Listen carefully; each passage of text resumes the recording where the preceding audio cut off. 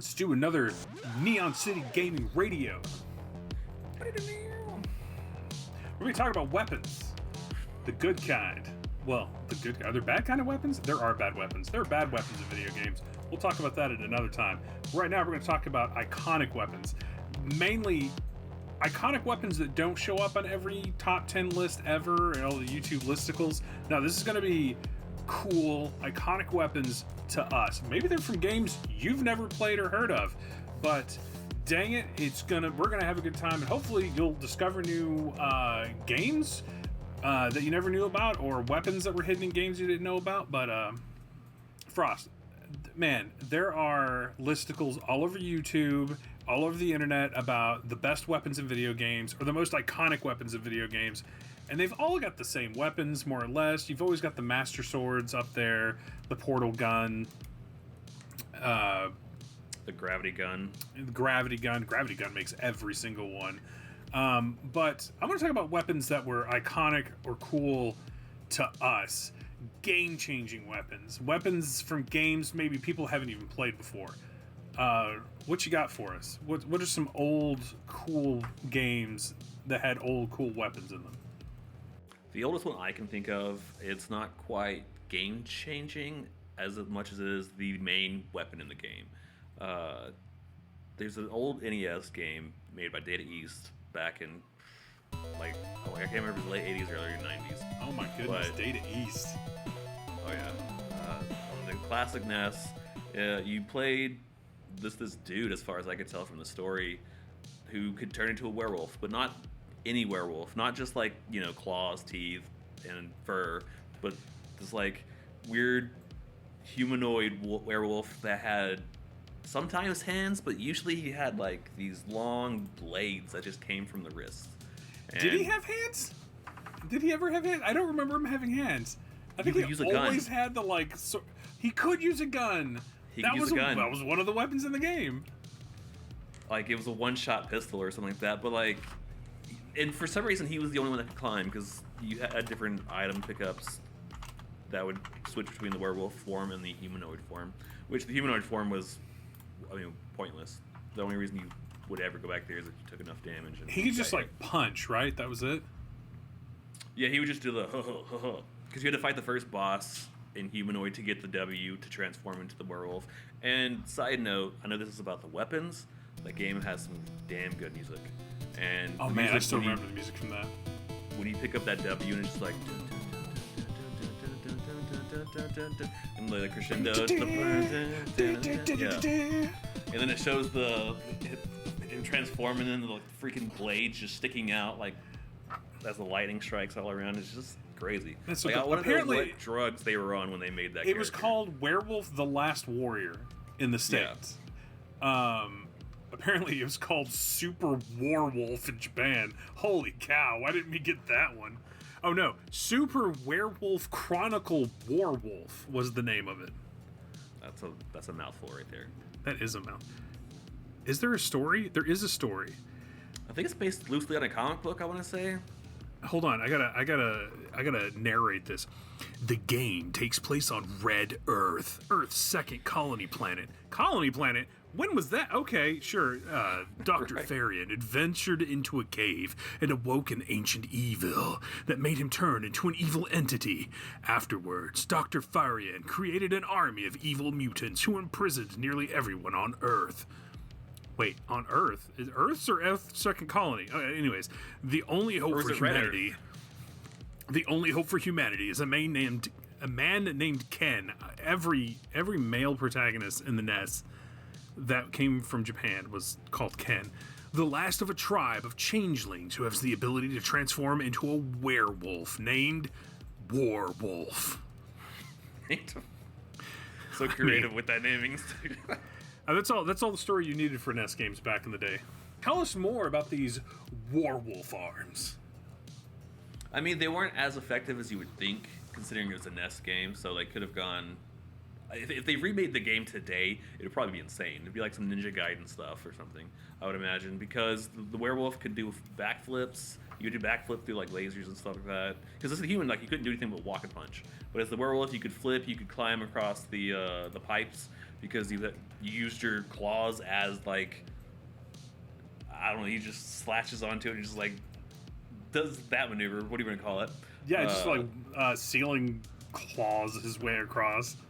Yeah, and of course you could kill things with it. You know, slice up some enemies. Like there's the one bad guy is like the ninja guy, and ninja he comes out of the bushes and runs at you with his sword. And he goes with the flippy dippy jump. Yeah. Whoa!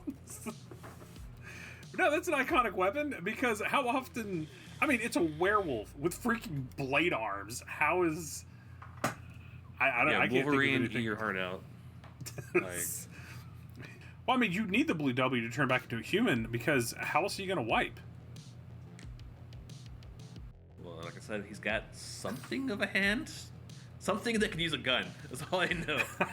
He's not grabbing it with his blade arms. No, I like to think that he's somehow just like knife handing the magazine into the well, somehow racking around into the chamber, and then like the blade tip in. That's why it's inaccurate. It doesn't do much damage. It's just he's trying to fire it like this. But it was like, dude, you've got swords for arms. Just close the distance. Right. My favorite thing about that game, though, besides the music and the concept, was, do you remember the cover? The cover of the Yeah, cartridge? I remember the cover. It was bright yellow, and it had him like ripping out of the cartridge.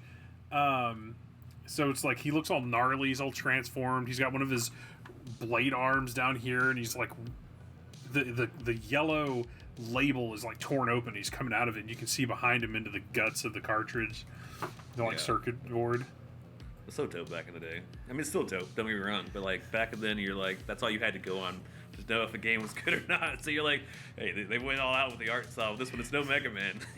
Back in my day, if the cover out of a video game wouldn't look cool on the side of a van, you didn't put it in the store. Though sticking to the same, not necessarily the same system, but the same decade. You had also Mega Man. Mega Man's a great classic, iconic. The Mega Buster. The Mega Man, yeah, the Mega Buster, which I'm specifically more thinking of the Legends version because that was my preferred Mega Man game. Mega Man so the PlayStation 1, Mega Man Legends, where you can customize the Buster. Yeah, we can customize it, increase the strength and everything.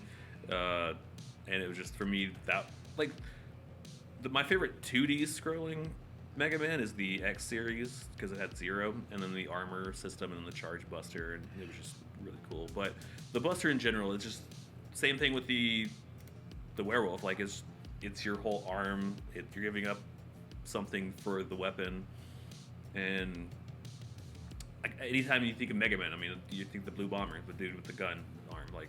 Unless you're the American box art designers, and then you're like, let's give them. I can't even like get into humanly possible to get into the position he is on that. But he's got the gun like this, and he looks disappointed with life. Just yeah. Well, the fact that he's got like a 45 in his hands. Why did you dress me like this? That's why he looks like that. He looks like a janitor, nuclear silo, or something like that. Guard.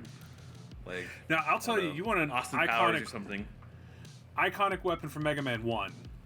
I mean, obviously the Mega Buster, right? But the Mega Buster is going to make it on everyone's list. But what about I think it was called just the Elec Gun or Elec Buster. You get it from Elec Man. It just shoots lightning out. Oh, from the first game? Yeah. Direct front, and then I think one up and one down, direct up, like in a T shape. Maybe. I don't remember the T shape. I remember the forward shot. But I can't remember, it's been so long. I do remember that that's the gun you use on, what's it called? The Yellow Demon? It's got a big red eye, yellow golem looking thing, and he breaks off in pieces and flies across the screen. Thing that would, okay, yeah, the sand dude or whatever. I think he's called the Yellow Demon. I could be completely wrong. I just called him Sandman. That's all I called him, was the Sandman. Because you thought he was made out of sand? That's what he looked like to me. I mean, I was a kid. I mean, he's yellow. Graphics, like, yeah. So you're a kid. You think this thing's made out of sand. You don't know. You just fought your way through, what is it, 8 Robot Masters? Speaking of figuring out just ridiculous stuff, Bagoron's knife, or not Bagoron's knife, Bagoron's sword from Ocarina of Time, Legend of Zelda. Yes. Right? So, iconic weapon. My favorite weapon to use in the game, because what I would do is every time I would get Begoron's sword, 'cause it's a two-handed weapon, and it replaces the Master Sword, and it does double the damage unless It doesn't you replace do the Master Sword. It's in conjunction with the Master Sword. Well, right, but I mean, like, it takes up that slot, basically. It becomes it's another main weapon. It's not like the Megaton Hammer, where it's an item you can use. Yeah. But it does double damage, and if you land a jumping attack with that thing, it's 4 times damage as a normal Master Sword swing. And my favorite, it looked cool too, so I'd always put on the red tunic. I'd have He carried it like this, and he's all like, yeah, I'd put on the red tunic, and then he had this huge sheath that went on his back, and then I would always go to the fire temple to find the like, because you couldn't unequip items on your character. Oh yeah, I know exactly. And go to the like shield and have him eat you, and then he would take the shield, and he would kill him and get the shield back, but don't equip it. So now, since you can't use the shield anyways, they just linked with this huge two-handed sword on his back. So I did the same thing, but I did it with the. Well, I'd eventually switch back into the Zora tunic, the blue tunic, because the blue tunic. But so getting that sword, it was a pain in the ass. What a challenge that was! That was before you even get that, you get a teaser like halfway through the game. You get a teaser for that sword by the big or the giant's knife. Oh yeah, the Wish.com version of it that you could buy from that Begoron. The AliExpress, yeah. Who that Begoron or that Goron blacksmith, by the way, had to have gone on to become the head blacksmith for all of Hyrule, and that's my working theory why all the weapons break in Breath of the Wild. That's a good theory. That's a very good theory. That's a because his brother couldn't get down. That one's for free. All right, right, hit us up. exactly. I'll tell you all I know about this Begoron blacksmith. All right, and how he just screwed over Hyrule as a whole by forging all these weapons. He intentionally overfed his brother so he couldn't get down from the mountain, so he would have the monopoly. That's what it was. Smart man. Yeah, you could get the giant's knife is what it's called, and it looks exactly like the Begoron sword. It does all the same damage and things of that nature, but you swing it around like 5 or 6 times, and then the blade snaps. It just breaks off, and you've just got this hilt with this like stubby little blade, which I did try for a while just to play with that little broken blade. Yeah, because I think it did what, like half a hit. I don't recommend it. It was pitiful. All day to kill. What's the? And it has no range, so you have to be like up on someone. Yeah. It made the hammer look good. The Megaton Hammer did great as a weapon. It was slow, but you could hit it. See, but yeah, I'm not a big fan of slow weapons. So yeah, you get that crappy one that breaks, and you take it back to him, and he's like, I don't know what to tell you. There's no warranty on this thing. Where's your proof of purchase? All right, were you using the proper foundation when the sword broke? Were you using it for its intended purpose? I tried to sell you the extended warranty at time of purchase, and you said no. So that's on you, man. Never mind the fact that it costs 200 rupees, and the first time you encounter him, you might not even have a wallet big enough to do that. That's true. So you have to, in order to get the real McCoy, all right, you got to go see this guy's brother, who lives up on top of Death Mountain. So he's only accessible after you take out Volvagia. Is that thing's name? That dragon's name? Yeah, I think that's the name of it. Yeah. No one watches these. No one's gonna correct this. Who's gonna say otherwise? Oh my goodness. Yeah. So he can make the actual Begoron sword, and it's a super simple process. And I don't remember how we figured it out. Do you? I want to say it was a mixture of, because I borrowed from someone the Prima guide. I had the Prima guide from one of my friends. Well, I say I borrowed. I stole from one of my friends because I was like, hey, let me see that. And then he just never asked for it back, and I never gave it back. So that's neither here nor there. Did that have the walkthrough for how to get the Begoron sword? Oh, yeah. Yeah, it had the full-on walkthrough. Oh, that's probably how we figured it out then. Probably because I want to say for the longest time before that, like, we'd beaten the game a few times, and we always just had a little, like, thought it was funny that they gave you this, like, broken-ass sword. So, in just the simplest way, you take that up to that guy, and you're like, hey, your brother sold me this. It's POS. What kind of crap you trying to pull here? I want my money back. And he's like, nah, bro, I can totally fix that for you. But my eyes really hurt. Something about living with my face in a volcano does not do great things for my eyes. Yeah, this is just... Get some of them it's clear all eyes, secondhand smoke. Yeah, so I need you to Ben Stein for me. I need you to go get me some clear eyes. And so you go to get these clear eye drops. So, in order to get the true Begoron sword, you have to get an egg from a lady in Kakariko Village, carry it around until it hatches, use it to wake up a narcoleptic farmer, trade chicken Pokemon for the shiny version, take the blue drumstick on this average Detroit citizen, trade you for some magic shrooms with a very strict expiration date, sprint back to Kakariko Potion Shop, give it to this lovely lady with the shrooms for some medicine, take the meds back to Detroit, where we trade it to this little girl, Kingpin. She offloads some of the union's tools for insurance write-offs, donate the saw to this bridge builder because it's totally his saw. He just set it down in Detroit to tie his shoe, and when he got up, he was gone.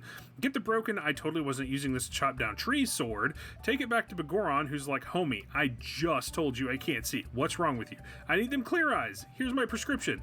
Take that prescription to the Zora King, who is a practicing pharmacist, apparently. He gives you the terminally ill cute frog to take all the way across the side of the world. So this guy, who takes the cute croaker and grinds him into a paste to turn him into a clear eye, so you can see...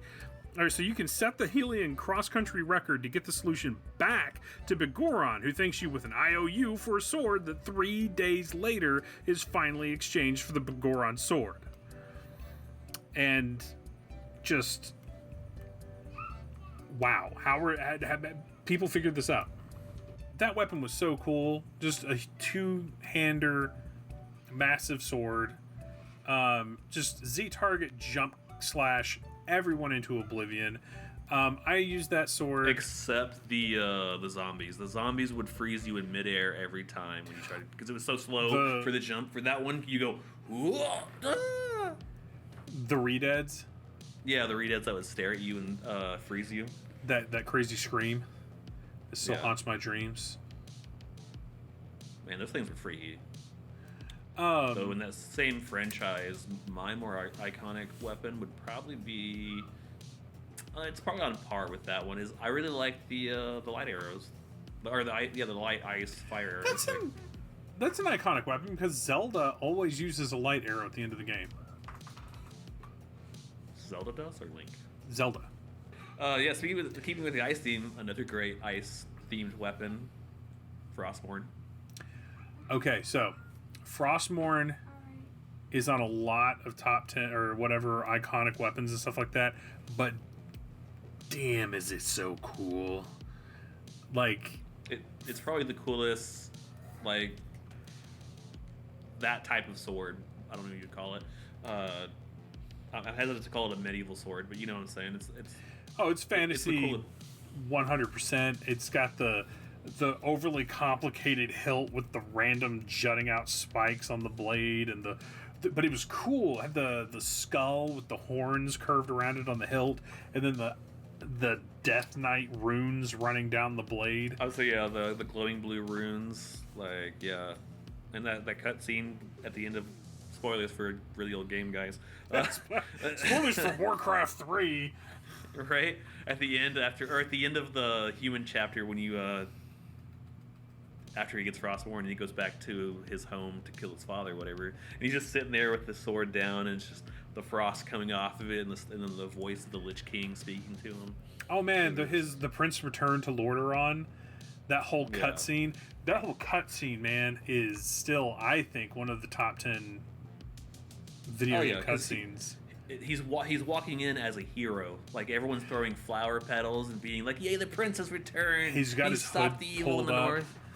Yeah, he it's stops. Like after all and he sacrificed, petal. Because that cutscene is the culmination of the entire campaign of Warcraft 3 and Frozen Throne, and it's his whole character arc.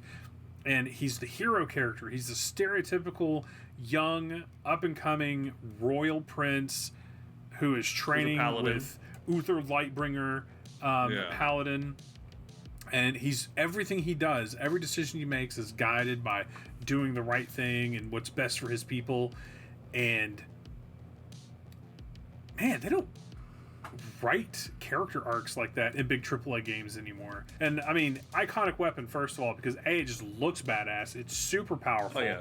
He wasn't the only one going after His new it. armor that goes with it, too, that's dope as fuck. Oh, you gotta love a weapon that accessorizes, right? Oh, yeah. But that was the whole point of Frozen Throne, was getting this sword. And that he comes home... Oh, no, Frozen Throne came after the sword. The sword you get in Warcraft 3. Is it? What is Frozen Throne? Is that where he gets the helmet? Frozen Throne the is helm where of he becomes Ner'zhul? the Lich. Is where he becomes the Lich King. Yeah. Oh. But to get back on, I guess, the topic at hand, another iconic weapon that's, I'd probably say almost as iconic as Frostborn, if not. I mean, it's a different subset. But Gordon Freeman's weapon of choice, the trusty crowbar. Okay, Just the crowbar. You can't go wrong with the. And that's the another crowbar. one that ends up on a lot of iconic weapons. But the crowbar is to Freeman what, like, I don't know, the fire flower? No, not even that. It's just like the bottom of Mario's shoes, you know? Yeah, like I love that it's not a knife. It's not a blunt object. I mean, it's a blunt object, but it's not like a stick or a, something like that. It's. I mean, granted, I'm a huge Half-Life fan, so like, and I'm an apologist when it comes to the series. Like, we just had a family member go through the game series, and let's just say, or at least the first one, he was not a fan. It was a product of its time. Yeah, I mean, I played it a few years after release. Like, Half-Life 2 was out by the time I played Half-Life 1. Something that always bugged me about the crowbar is the way he uses it. Where he doesn't swing it, he just he stabs with it. He's like, well, he doesn't even stab with it. He just kind of punches with the crowbar. Well, he swings, but he swings like he has it one-handed, and it's got the hook this way. So he's just like he's like a hammer. He uses it like a hammer, and it just ting ting ting ting ting ting ting ting because you can spam that thing. But it just looks cool. It's just best thing for head crabs. Hand crabs, it sounds like something you buy a lotion for. So I want to talk about an iconic weapon, a weapon that's iconic to me. And back in the day, it used to be like in like my friend circles. Oh my god! If you call me out on that one more time, I'm sorry. Back when dust used to be boulders. Back when Mount Everest was as high as my shin. So, how familiar are you with the original? Well, I guess I can't say original Resident Evil because I didn't play the original Resident Evil. I had the Resident Evil director's cut. I mean, they came out like what, within a year of each other? I don't know. I only had because I didn't own it because it was an M-rated game.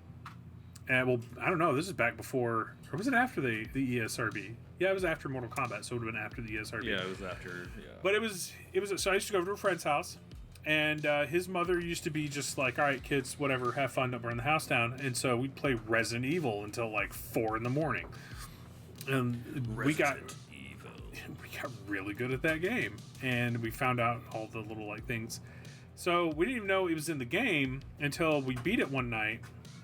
And we unlocked Barry Burton's Colt Python with infinite ammo. So have you ever gotten that weapon in that game, or have you ever played that game all the way through?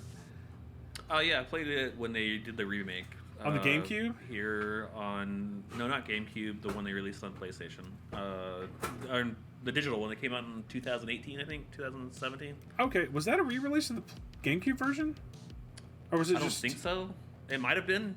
I don't remember because it didn't look like how they did Resident Evil 2 and 3 remasters or remakes. It was still the top-down,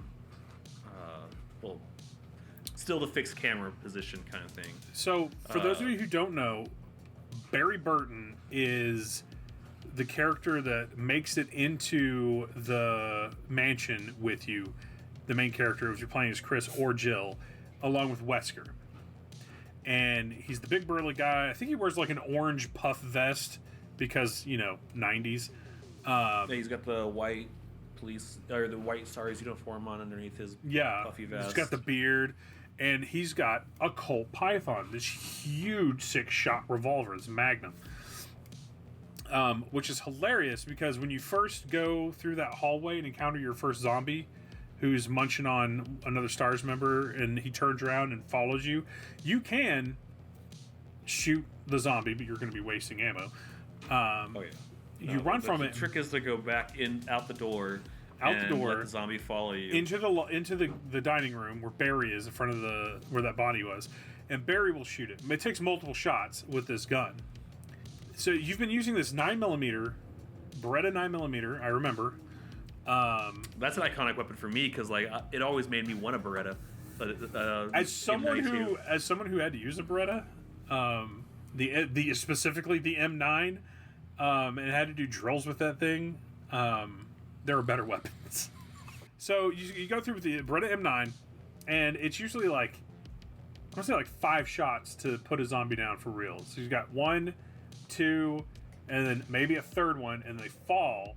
And you got to go over and put one into them to get them back up, and then 1 or 2 more to drop them permanently. These are center mass hits? Yeah, center mass. Because back in the day, you aim like this, or you could aim way up here and somehow hit them in the head when they're right here. Or aim at your foot, and it'll hit them in the shin. Right.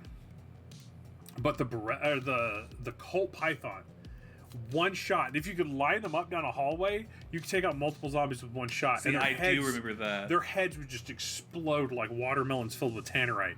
It was... I can't remember if it was you. I think it was you, and it had to be when we were living in the first house. Because I remember seeing that, where you lined them up, and then they just... pop, pop, pop, pop. Because that's back with pre-rendered backgrounds and set camera angles. So sometimes you'd get those long hallway shots where you could see all the enemies. Sometimes you'd fire a shot. That one specific one where they all, it's the 3 windows and they would all pile out one after another. Yeah. And that game, they brought the gun back in a couple of other games, but it wasn't called the Colt Python. Probably some licensing issues or something like that. It was based off of a real firearm called the Colt Python.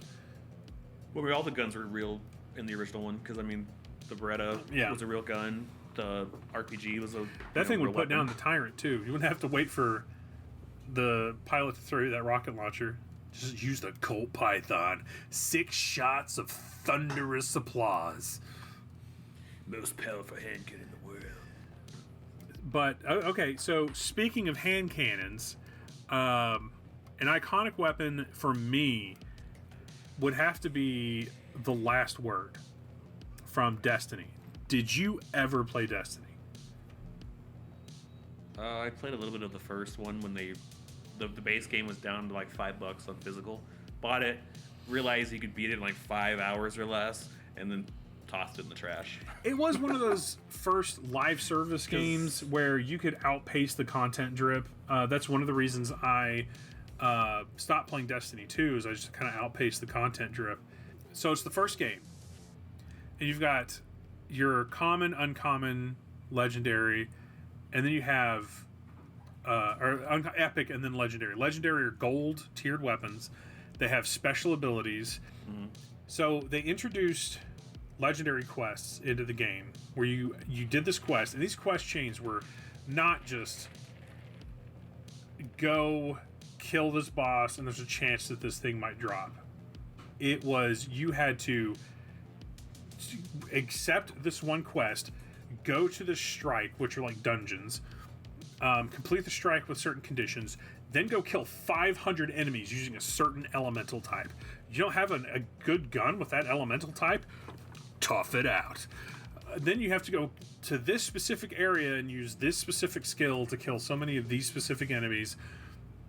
And then you had to go into an epic version of the strike, which is the super hard version of it.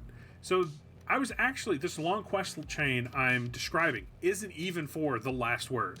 It's for its sister gun, Thorn. I didn't know the Last Word existed. I'm trying to get Thorn. Thorn is another hand cannon that in the lore is related to the Last Word. That is a legendary hand cannon that does like poison damage, which is the weirdest thing in an FPS to me. In order to get Thorn, you had to go into an epic level strike, get to the boss, and another boss would spawn that is specific to this quest during the other boss fight, and you had to kill one before you kill the other, and you would get Thorn. So I'm trying to get Thorn and failing miserably because it's just me in an epic level strike solo, and making it to the boss alone was difficult enough because there was I mean, it sounds like a pain in the ass. Oh, it is. It completely was. So while I'm farming Thorn, I get a legendary Ingram, a random drop. It's just a legendary, because you don't see what the gun or the item that you're getting is when it drops. It's just kind of like an orb. You pick it up, you take it back to the tower, and you take it to the specific person, and they kind of identify it for you. Kind of like Diablo 2, we had you scroll identify. Stay a while and listen. And I got this gun called the Last Word, and I'm like, okay, it's a legendary hand cannon. It's not Thorn, but let me see what this is like. The Last Word made the game so much fun that it kept me playing Destiny 1 for like months past what I would have given up otherwise. It is a unique cannon, hand cannon. It does more damage, and it's more accurate when you fire it from the hip than it is when you aim down sights. Because I think you mentioned it because it's a fan hammer, right? Like it has its own unique firing animation. It is the only gun in the game that shows your character fanning the hammer as they fire. And when you reload or swap weapons, you do a twirl with the weapon, which is the only weapon in the game you did that with. And so I would just run around constantly hitting the swap weapon button, and you sit there and spin the weapon. And then I took it to PvP. I used that gun and that gun only. That was my only primary weapon. I had Year 1 Gjallarhorn Legendary. Never touched my inventory. Considering how long it took you to get that gun, I would probably use it at all times too. Well, it was just so much fun. I got Thorn. I eventually got Thorn, and I still used the Last Word. Because it was so fun to use. I mean, it was a very powerful gun too. They nerfed it into the ground. Oh yeah. I mean, one of the things that makes a weapon iconic for me, besides looks, is handling or the way it feels. Like you said, like. But it was just. This could be a good gun, and you're just like, oh man, this gun's supposed to be like the best gun ever. But I fucking hate it because it's not. Because it just doesn't mesh with your playstyle. You know, like if it was a shotgun, like I rarely use shotguns in games unless it's like a game where, you know, a shotgun actually is worth a damn because it acts like an actual shotgun. So we'll this is a good comparison with a modern game that's going on right now. Okay, so like it was just the Last Word was super fun to use. The Last Word was the blade arms from Werewolf. It was the Begoron sword. It was just that niche weapon that fit my playstyle and my aesthetic for that game so much that it made me enjoy the game more. Speaking of weapons to keep you in the game, one of my favorite genres of game. I wish it'd come back. Like, I mean, it's not really a genre in itself. It's a first-person shooter. But man, first-person shooters. Remember when they used to make those? I miss those. not first-person shooters, but fun ones that weren't just like serious shooters. Just calling you out, Activision. Because like, what I'm getting at is Tribes Vengeance, especially. I know that's the one that people didn't. That was the least. It was the redheaded stepchild of the Tribes fandom, but it was the one that got me into Tribes. It was the one that had everything. It had the spin. The weapon is the spin fuser, like the disc launcher weapon. Oh, the disc launcher. Wait, that has a name? Yeah. Spin fuser? Yeah, it's called the spin fuser. I just called it the disc launcher. Yeah, I mean that's what most people. But yeah, it's the spin fuser, and it shoots frisbees that are explosive. I mean, like, what's not to like about that? Because you could. And it could, I want to say you could ricochet it off at least once. I think you could ricochet, because I have memories, because we had a discussion about this before, where I'm pretty sure you could ricochet them, because we were talking about, for those of you who don't know, Tribes is like an old school team-based arena shooter. Would you say it's kind of like Unreal? Like, I don't know if Unreal is still around. I don't think so, but... Yeah, it's a lot like Unreal, except like... So it's the capture the flag motif of Unreal, but and it's still, you know, kind of big maps. But like your characters everyone had a jetpack. Like that was the big thing. Like it's supposed to be fast movement. You could skate was one of the abilities. Like you just press spacebar on your second, or press it twice to skate, and you would just skate down hills, and you could ramp up and then fly. Because like one of my favorite maps in Vengeance, especially, was just one of the classic tower ones where it's like you have a base over here, we have a base over here. That's a tower. It has stuff in it with the green flag hills and other items with the green hills, the lake in the middle, and everything. Because then you just see people just flying off, and it had vehicles too. That was crazy. Like Tribes Vengeance even had vehicles on top. I think the original ones had vehicles too, but they weren't as cool looking. But yeah, like it's just a fast-paced first-person shooter with mobility in mind, like mobility and just fun. Like it's just like people are already going to bunny hop. Screw bunny hopping. How about a jetpack? You know? I think they don't. Because my first reaction was that they don't make games like that anymore. We're just like big, open, fun, wild arena shooters. Everything's tactical, like Call of Duty, or you've got or Battlefront, battle arenas. What are they called? Battle royales. You got battle royales coming to the wazoo, but it's not the same. It's not like 20v20 red versus blue, just crazy. And I was like, man, they just don't make games like that anymore. But they did, and it was called Titanfall. Titanfall and Titanfall 2 multiplayer, just like Tribes, super fast mobility. You've got skating, you've got latch launching, you've got wall running, crazy weapons, and mechs. Yeah, it's the closest thing to. Yeah, I'll agree there. It's the closest thing to a Tribes. I mean, they even, if you want to get really technical, technically they still made them. What was that? High Res Studios or whatever game studio that made what's that MOBA with the pharaohs and stuff. But they made a bunch of. But so they bought the rights to Tribes, and then because all those games were free to play with the free to play trappings and crap in them, they released a Tribes game. It had one map, didn't have all the different equipment, and it was just garbage. It looked pretty, but it was garbage. It was terrible, in my opinion. I mean, I'm sure there were people who liked it, but obviously it wasn't good enough to last. I think it was only out for like 2 years before they canned the servers. I think we mentioned the disc launcher as an iconic weapon, and then it went on a tangent for 30 minutes. We did. Probably 10 minutes, but yeah. But no, it was, you could bank it. It was fun because I always like the weapons where you have to calculate ballistically where your shot's going to land. Does that make sense? That's why, like in Overwatch, I loved playing. I'm going to get a lot of hate for this. I loved playing Junkrat, but then also like Pharah. Those are my two favorite characters too.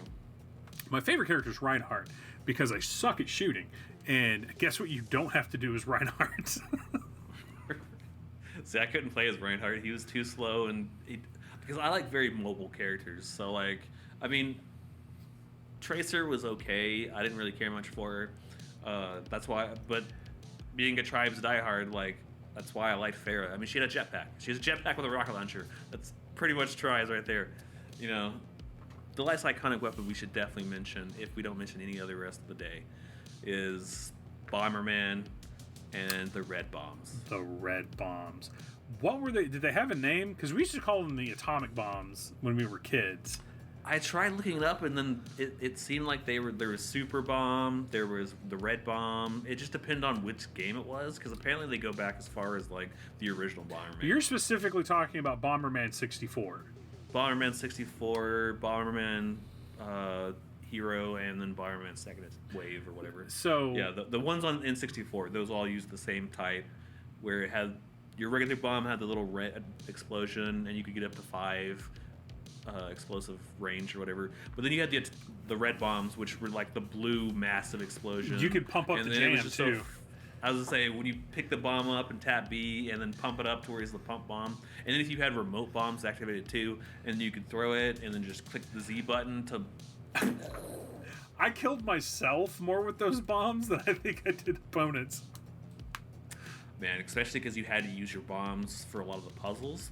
And you have 2 pumped up bombs and then a small bomb here, and you're trying to jump up to that ledge. And then instead of timing it right, instead of bouncing up to the ledge, you get stuck between the 2 big bombs, and you're like, I mean, like, well, and you have no choice but to blow I yourself guess this up. is it. It's like a single tear rolls down your Your finger hovers over the Z button. You're like, I'm sorry, Bomberman. Hudson, forgive me. And your little corpse does that like, and it's covered in flames. Oh yeah, I forgot about that with these little X eyes. Yeah, little cartoony death animation while the corpse is burnt and he twitches a little bit afterwards. Oh man, that was a good game. That's a good version of Bomberman, I think. Yeah. Because you needed the atomic bombs or the red bombs to take out like steel doors, right? You could knock open steel doors, and then specifically the blue pillars in the first level, like the dragon piers or whatever pillars. So yeah, that was some of the great iconic weapons from our past, present, and future, potentially. Things that stuck out in our minds. What are some of the things that stuck out to you? What are some of your iconic weapons? Not necessarily just the main ones. I mean, but those too. But anything that you feel like no one's, like we forgot to mention or other people forget to mention, and it's just to you the best weapon for that game kind of thing. Like the golden gun in GoldenEye, or the banana in Mario Kart. Let us know down below. Leave a comment, like, and subscribe.